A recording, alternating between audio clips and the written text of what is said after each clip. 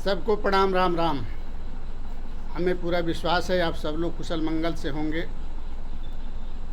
अपने चैनल में चलने से पहले आप लोगों को प्रणाम वंदन अभिनंदन करता हूं और निवेदन करता हूं कि हमारे चैनल को लाइक करें, शेयर करें, सब्सक्राइब करें और बेल आइकन ज़रूर दबा दें। हम आप लोगों के बीच में कुछ रखना चाहता हूं। ज्योति मौर्य की एक गलती की वजह से आज पूरे भारत नहीं विदेश में भी डंका बजा हुआ है, जबकि ऐसे कृत्य अधिकांश अधिकारियों के देखे गए हों और देखे गए हैं, चाहे वो स्त्री हो या पुरुष। लेकिन इतनी चमक धमक किसी अधिकारी के साथ नहीं किया गया जितना ज्योति मौर्य के साथ किया गया।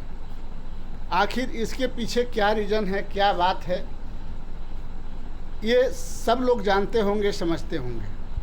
लेकिन हम जो कहने जा रहे हैं वो बहुत ही उम्दा और बहुत ही अच्छी बात है और एक सच्ची घटना है।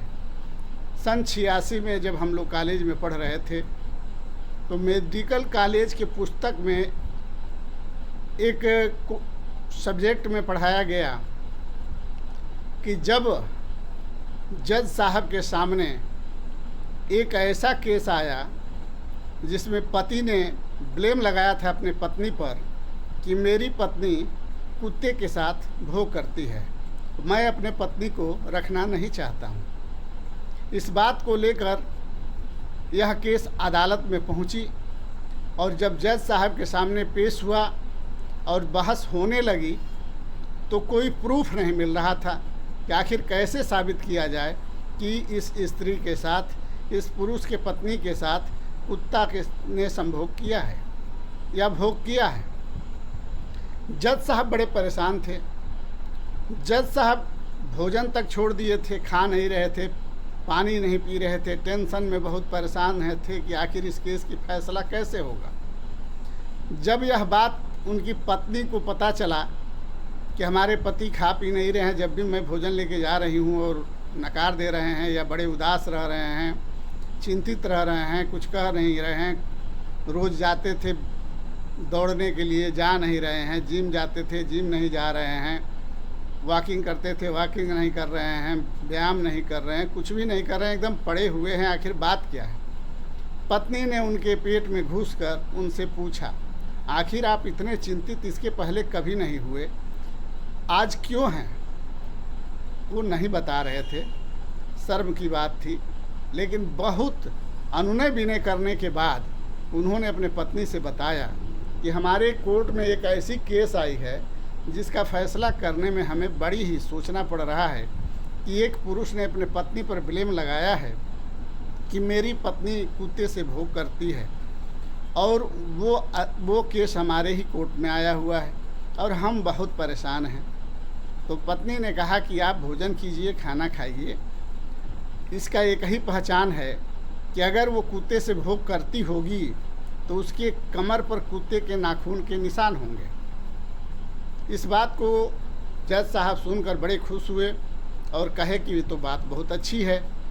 फिर सुबह 10 बजे जज साहब कोर्ट गए, कोर्ट में फैसला आया, फैसला में बहस होने लगी।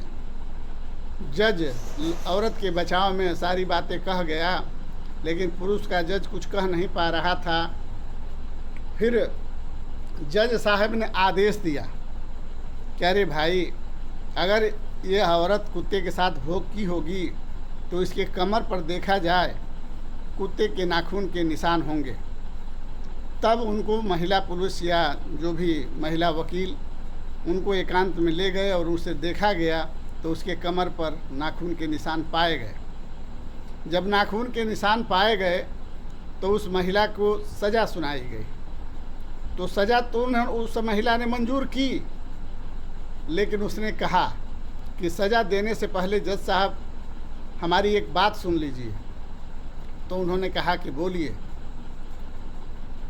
तो उन्होंने कहा, उस महिला ने कहा कि जज साहब, ये आपको सुझाव किसने दिया कि जो कुत्ते से भोग कराता है उसके कमर पर नाखून के, कुत्ते के नाखून के निशान होंगे? तो जज साहब बड़े सोच में पड़े लेकिन उन्होंने कहा बड़ी खुशी से, मैं तो जज हूँ लेकिन वहाँ तक नहीं पहुँच पाया, लेकिन मेरी औरत बड़ी ब्रिलियंट है, बहुत तेज़ है। उसने तुरंत बताया कि अगर कुत्ते से भोग कराती होगी तो उसके कमर पर नाखून के निशान होंगे।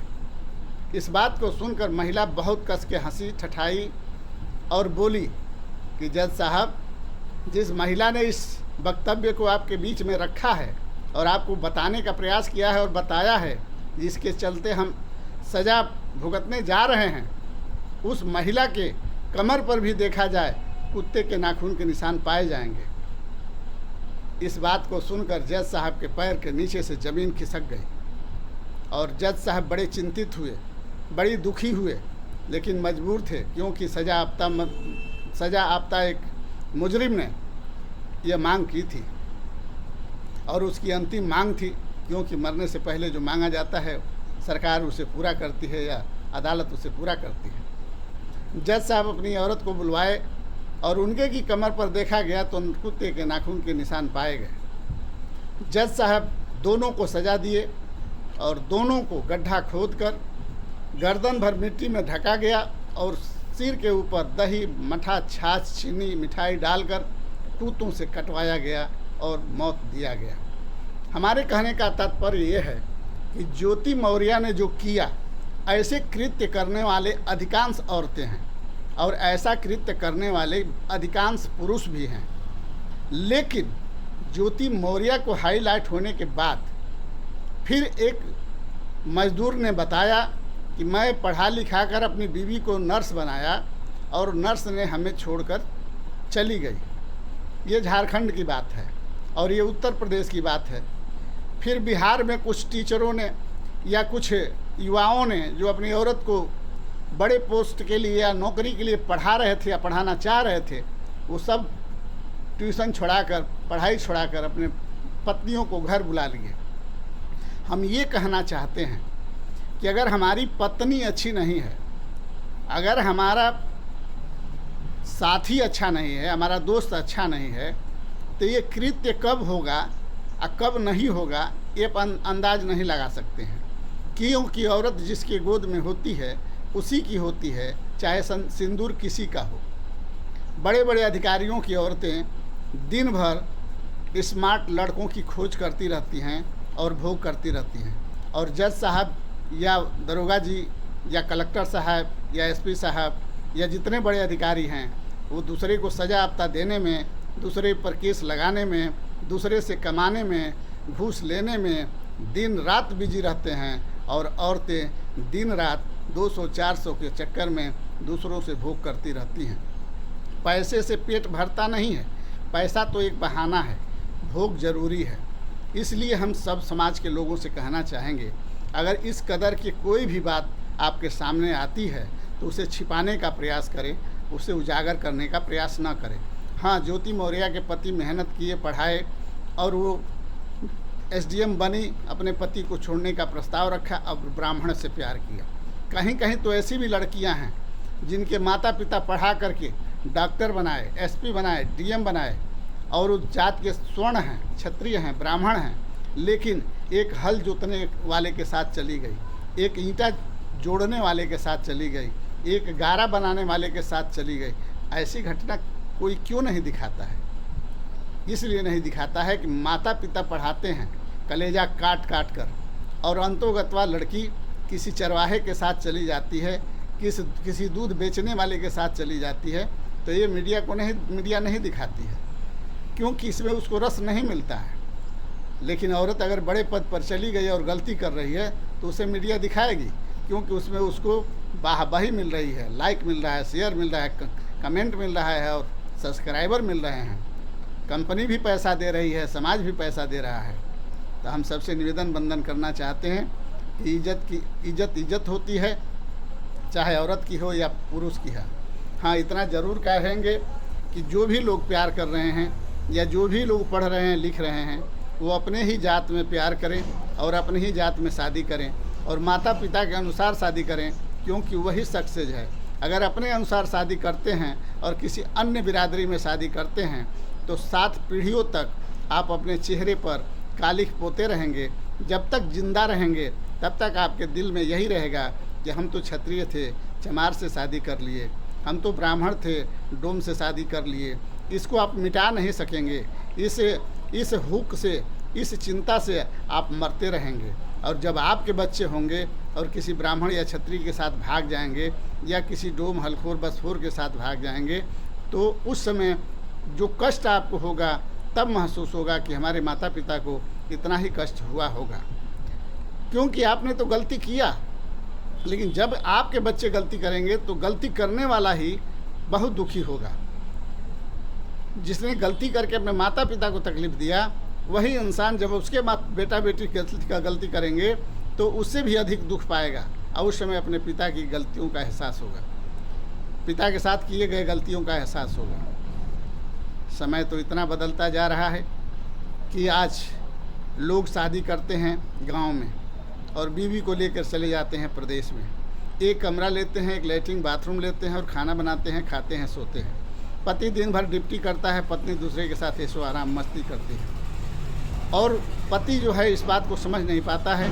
अंतोगत्वा पति मारा जाता है या पत्नी मारी जाती है और प्रेमिका सब कुछ लेकर भाग जाता है, या प्रेमिका भी जेल जाता है और उसके घर और उसके धन दूसरे लोग खाते हैं और भोगते हैं। तो ऐसे कृत्य से बचें, क्योंकि औरत एक विश्वास है तो ठीक है, अगर विश्वास नहीं है तो चंडी है और रंडी भी है।